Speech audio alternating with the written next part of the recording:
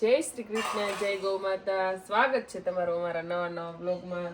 આપણે વહેલી સવારે ગાયોનું કામ ને ઘર કામ હોય એટલે મંદિરે તો નથી જઈ શકવાના, પણ ઘરે જે મંદિર છે એ ભગવાનને નવરાય તોવરાય દીવાબત્તી કરી લઈ.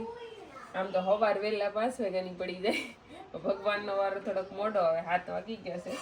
હજી આગળ એશવી બેનની સ્કૂલ શરૂ થઈ, સ્કૂલનો ટાઈમ થઈ જાય એટલે એ પહેલા ફ્રી થવું પડે. તો આપણે એ પહેલા આરતી દીવાબત્તી કરી લઈ, પછી એશવીને સ્કૂલ મોકલવાની છે. ને આજે છે ને આપણે વેગળનું દૂધ જવારવાનું છે એટલે ખીર રોટલી બનાવવાની છે.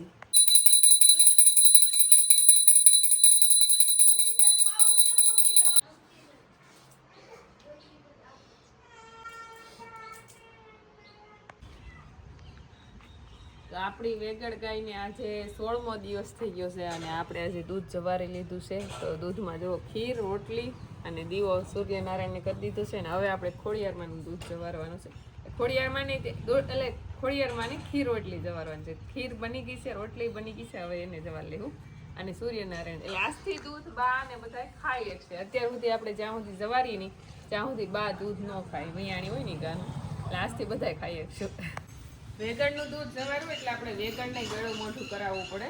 એટલા માટે એને જો ખીર, અંદર ગાયનું ઘી છે અને ગાયનો ઘીનો સ્વાદ છે ને આમ કાલી ખીરમાંની સુગંધ આવે તો એમ કંઈક અલગ અનેરો સ્વાદ આવે છે. કાવે ગળ હા તું એ છે સૂર્યનારાયણની પ્રસાદની સદાય દુષ્ટી રહે અને ભગવાન રક્ષા કરે.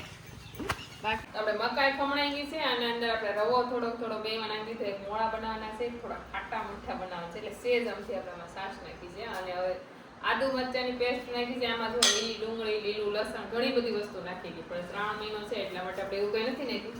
ખાલી આદુ મરચાં અને કોથમરી અને નિમક એટલી જ વસ્તુ નાખવાની છે. અને પછી આપણે વઘાર આપવાનું છે.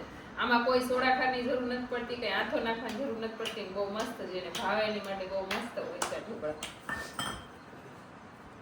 તો આપણું ખીરું તૈયાર થઈ ગયું છે મસ્ત. ને હવે ઉપર મરચાં અને બધું ભભરાઈને મોટી થાળે મૂકી દઈ, કારણ કે બપોર થઈ ગયા છે ને મોડું થાય એટલા માટે.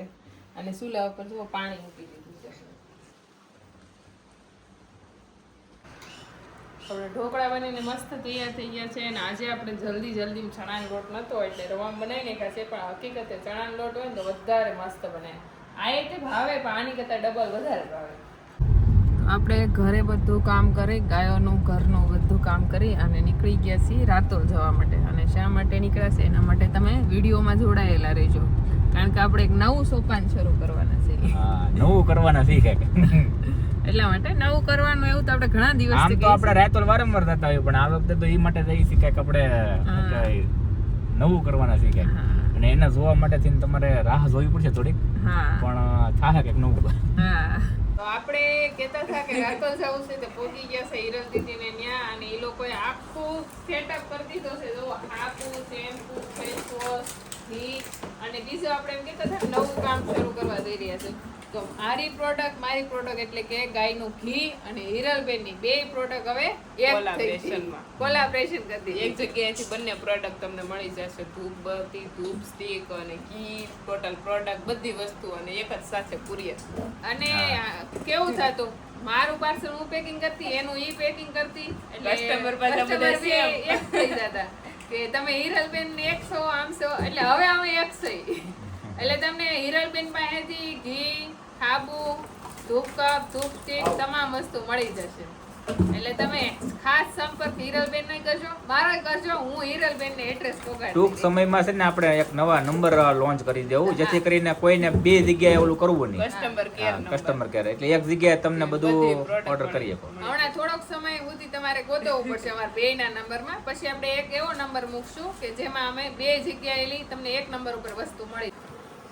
આપણે છે ને હિરલબેન ને ઘરે રાતો ગયા હતા, ત્યાંથી અત્યારે ઘરે પહોંચી ગયા. બાય બચ્ચીને પપ્પાએ બધા જમ્યું. અને આપણે છે ને આ એક વડોદરાથી આવેલું છે કુરિયર. અને આ જે બેન છે ને એ બેન છે ને દ્વારકા જે મંદિર છે ને એના પૂંજારી અને એના દીકરી છે. અને મિલન એમ પટ એવું કંઈક છે એનું નામ. અને એમને કીધું છે કે આમાં ગિફ્ટમાં આપણને ભગવાન દ્વારકાધીશની પ્રસાદી મોકલી છે. તો જોઈ પ્રસાદીમાં હું છે એમ. બરાબર, મેં તો એને કીધું કીધું છે તમારું અમારે લેવાય નહીં. જ્યારે આપણે વડોદરા ગયા ને ત્યારે સ્ટોલ હતો ને ત્યારે મેં એમને બધું વસ્તુ આપી હતી.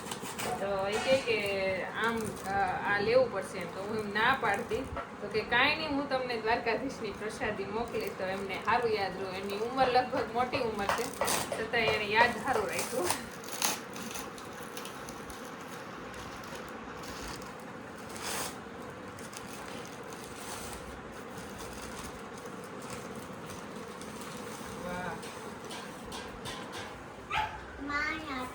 કે એક વસ્તુ તમે ખાસ જોજો, અમારા દ્વારકાધીશની પ્રસાદી છે. આ ભગવાન દ્વારકાની જે મૂળ આપણે મંદિર છે ત્યાં જે મૂર્તિ ઉપર આમ પહેરાવે ને એવડો એ આ ખેસ કે આ તો તમે પ્રસાદી રૂપે રાખજો એમ. તો એક આ છે અને આ છે ને આ કટકો એને કીધું કે આ 52 ગજની ધજા ચડે ને એ ધજાનો આ પીળો કટકો છે એટલે ઈ રાખજો. અને આ મૂળ જે મંદિર છે ને એના દ્વારકાધીશની છબી છે. એટલે ખાસ કરીને બેનને ખૂબ ખૂબ આભાર કે તમે અમને પ્રસાદી રૂપે કહેવાય ને અંદાજથી મોટું ગિફ્ટ ભગવાને આપ્યું છે એવું માની. અને એવી આ છબી છે અને એટલો મસ્ત જે ભગવાનની મૂર્તિને આ પહેરાવવામાં આવ્યું હતું એ છે. આપણે વાપરશું પણ આપણે કાનુડાને કંઈ એવું પ્રસંગ હશે ને તો એમાંય વાપરશું. પ્રસાદી રૂપે આને આપણે હાસવશું.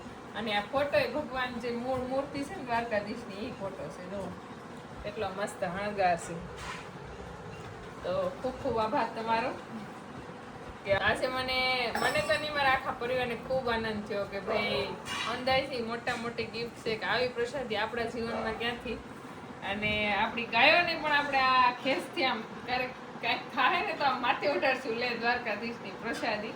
એટલે ખૂબ આનંદ થયો દિલથી. બહુ જ ગમ્યું અમને. આનાથી વિશેષ તો કાંઈ હોય નહીં.